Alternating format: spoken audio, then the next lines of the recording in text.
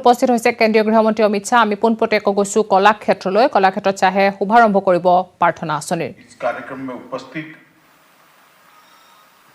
आसाम के लोकप्रिय मुख्यमंत्री डॉक्टर हेमंत बिस्वा शर्मा जी, असम लोकसभा के और विधानसभा के स्पीकर और मेरे मित्र श्री विश्वजीत देमारी जी, असम गण परिषद के वरिष्ठ नेता और असम के स्वास्थ्य मंत्री श्रीमान केशव महंत जी, और जिनके कारण ऐतिहासिक बोडो शांति समझौता संभव हो पाया, ऐसे बोडोलैंड प्रादेशिक परिषद के सीएम श्री प्रमोद बोरो जी, मुख्य सचिव असम, स्वास्थ्य सचिव असम, मंत्री परिषद के असम के सभी सदस्यगण, विधायकगण और इस कार्यक्रम के अंदर तुमुलपुर से जुड़े हुए बोडोलैंड के निवासी, तुमुलपुर के निवासी प्यारे भाइयों बहनों और इस सभागार में उपस्थित सभी भाइयों बहनों को मेरा नमस्कार। मैं आज असम के चुनाव के बाद पहली बार असम में आया हूं। असम में दूसरी बार अपने बल पर भारतीय जनता पार्टी की सरकार बनी। देश और दुनिया में कई सारे इसके विश्लेषण किए गए, कई सारे विश्लेषण किए गए कि अब Bharatiya Janata party north east में अपना बेस मजबूत कर रही है, मोदी जी का नेतृत्व नॉर्थ ईस्ट में सबने स्वीकार कर लिया है, वगैरह वगैरह, जो जिसकी समझ में आता था विश्लेषण किया। परंतु कामाख्या की ये भूमि का जो मैंडेट था, उसका मेरा विश्लेषण जरा अलग है। यहां दूसरी बार भारतीय जनता पार्टी की सरकार बनने का मतलब है कि असम ने आंदोलन, आतंकवाद और हथियार तीनों को हमेशा के लिए छोड़कर विकास के रास्ते पर जाना चाहिए। शायद ही कोई प्रदेश होगा देश में जितने इतने लंबे समय तक रक्त रंजित आंदोलन अलग अलग प्रकार के देखे होंगे और हजारों हजारों युवा उनकी भावनाओं को एक प्रकार से उद्वेलित किया गया होगा और अंत में कई लोगों का बलिदान भी हुआ, शहीद भी हुए। हासिल क्या? हासिल कुछ नहीं। और जब पहली बार मैं पार्टी का राष्ट्रीय अध्यक्ष था भारतीय जनता पार्टी का, यहां आया था, तब मैंने प्रेस कॉन्फ्रेंस में कहा था कि आंदोलन और आतंकवाद का रास्ता आसाम के लिए श्रेयकर नहीं है, आसाम को फायदा नहीं कराएगा, आसाम को फायदा कराएगा नरेंद्र मोदी जी का विकास के रास्ते पर चलने का रास्ता। और मुझे आनंद है कि 5 साल पहले असम की जनता ने सर्बानंद सोनोवाल और हेमंत बिस्वा शर्मा की जोड़ी को एक मैंडेट दिया था कि चलिए मोदी जी के स्वप्न के रास्ते पर आप असम को चलाइए, विकास के रास्ते पर आप असम को चलाइए। भूपेन हजारिका के स्वप्न को पूरा करने के लिए आप एक प्रयत्न करिए और एक पूर्ण बहुमत की सरकार भारतीय जनता पार्टी को पहली बार किसी नॉर्थ ईस्टर्न स्टेट के अंदर देने का काम किया था। 5 साल जिस प्रकार से सर्बानंद सोनोवाल और हेमंत बिस्वा शर्मा की जोड़ी ने सरकार चलाई, आसाम की जनता को विकास का रास्ता पसंद आया और उसी का परिणाम है कि हेमंत बिस्वा शर्मा आज फिर से सरकार का नेतृत्व कर रहे हैं और आसाम के नए मुख्यमंत्री बनकर यहां पर। मैं बहुत बहुत बधाई देना चाहता हूं आसाम की पूरी टीम को, जो डॉक्टर हेमंत बिस्वा शर्मा के नेतृत्व में ये दूसरी टर्म की पारी की शुरुआत करें। आसाम की भाषा, आसाम की संस्कृति, आसाम का, यहां के स्थानीय लोगों का महत्व, इसको कोई कम करना नहीं चाहता। हम तो उसको बढ़ाना चाहते हैं, उसको सुरक्षित करना चाहते हैं। भारतीय जनता पार्टी मानती है कि पूरे नॉर्थ ईस्ट में जो अलग अलग प्रकार की संस्कृतियां, बोलियां, भाषाएं, गीत, संगीत, अलग अलग खान पान जो है, वो केवल नॉर्थ ईस्ट का नहीं, केवल आसाम का नहीं, ये भारत का गहना है। इसको संभाल कर चलना।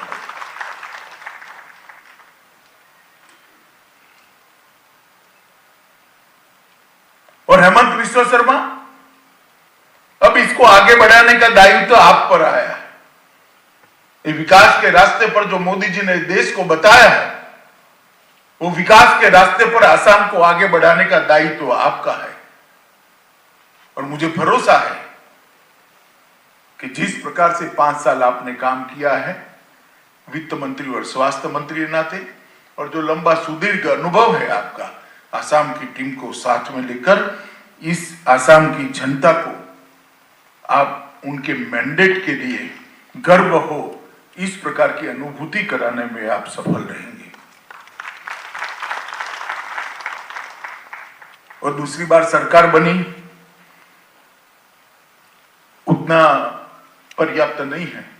हमारा वोट प्रतिशत भी 28 से बढ़कर 33% हुआ है। बहुत बड़ी उपलब्धि है मित्रों। और न जाने कितने अपप्रचार की आंधी लगाई गई, नई नई पार्टियां बनी, नई नई पार्टियों ने भावनाओं को उद्वेलित करने वाले नारे दिए, मगर आसाम की जनता अड़िग रही कि विकास के रास्ते पर जाना है। आश्चर्यचकित कर देने वाला विकास 5 साल के लिए यहां पर आया है।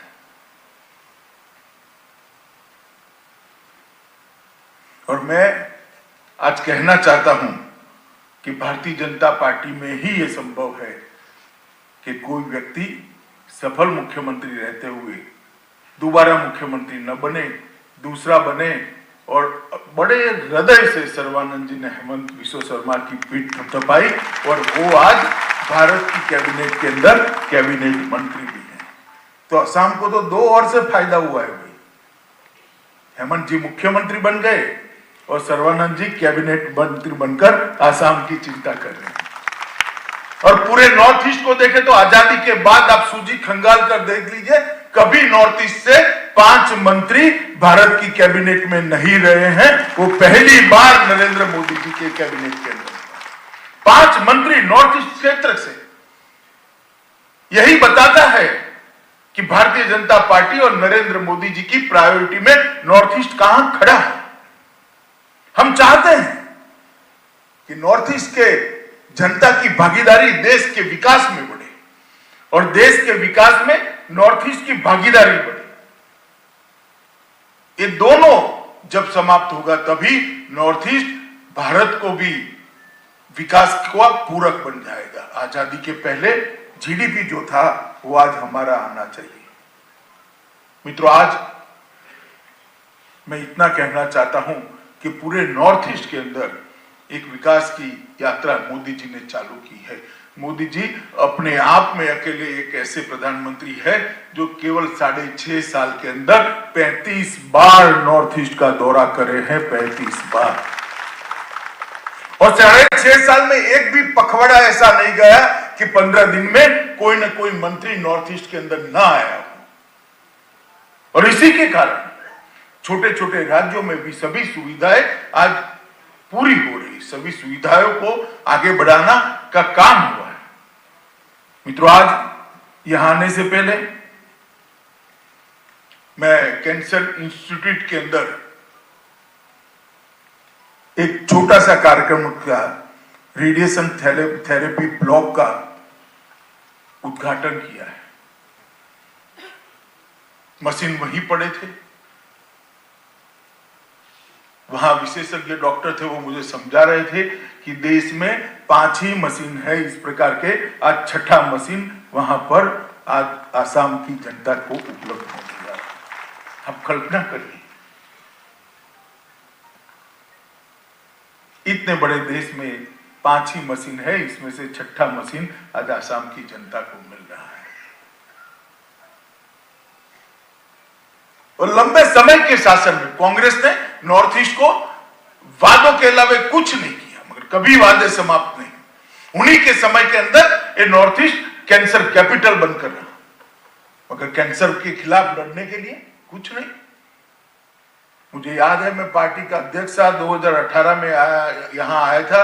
टाटा ट्रस्ट के चेयरमैन श्री रतन टाटा, सर्बानंद सोनोवाल और हेमंत विश्व शर्मा के साथ एक बहुत बड़े कैंसर के अस्पताल का भूमि पूजन मेरे हाथों से यहां कराया गया था। वो अस्पताल तो बन रहा है, मैं देख कर आया अभी रास्ते में। हेमंत जी ने कहा कि दिसंबर आते आते मोदी जी के हाथ से इसका उद्घाटन कराएंगे। तो न केवल आसाम परंतु पूरे नॉर्थ ईस्ट को, पूर्वोत्तर को कैंसर के खिलाफ लड़ने की एक बहुत बड़ी सुविधा अपने मुहाने पर आसाम के अंदर पूरी हो जाएगी। उनको दिल्ली जाने की जरूरत नहीं पड़ेगी। और इसके साथ साथ कई सारे लेवल 2 के अस्पताल और लेवल 3 के अस्पताल बनने वाले हैं।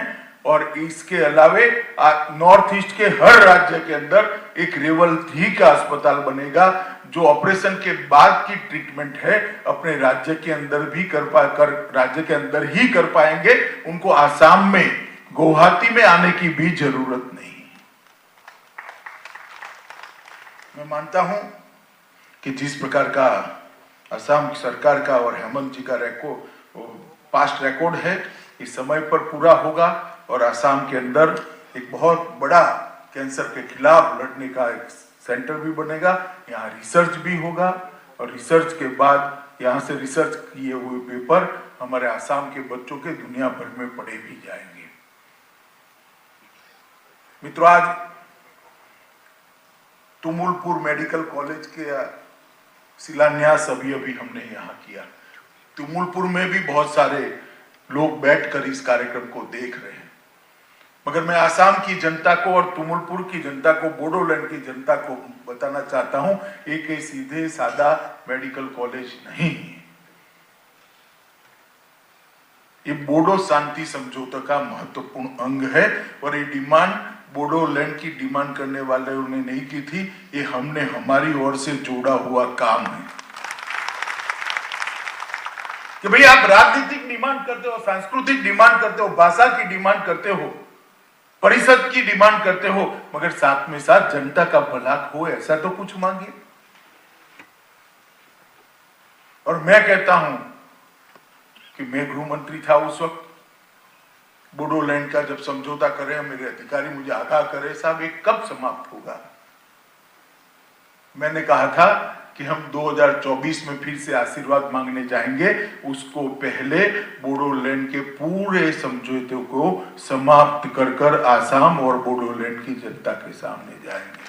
और मुझे लगता है कि इतना भी देर नहीं लेगा, आजादी के जब 75 साल पूरे होंगे उसके पहले हम बोडोलैंड को किए हुए सारे वादे समाप्त कर बोडोलैंड की जनता का आशीर्वाद लेंगे। ये दर्शाता है कि भारतीय जनता पार्टी की नरेंद्र मोदी सरकार, इसकी काम करने की पद्धति क्या है। कई सारे ऐसे समझौते बक्सों में पड़े हैं जिन पर इतनी धूल पड़ी है कि समझौते से ज्यादा वजन धूल का हो गया है और कोई खोलता नहीं है। आसाम समझौते के दस्तावेज को 85 के बाद अगर किसी ने खोला तो श्री नरेंद्र मोदी जी ने खोला, किसी कांग्रेसी सरकार ने नहीं खोला। ढेर सारे ऐसे जिसे विश्वसनीयता ही समाप्त हो गई थी कि करने की खातिर समझौते किए जाते हैं मगर इसकी अनुपालना नहीं होती।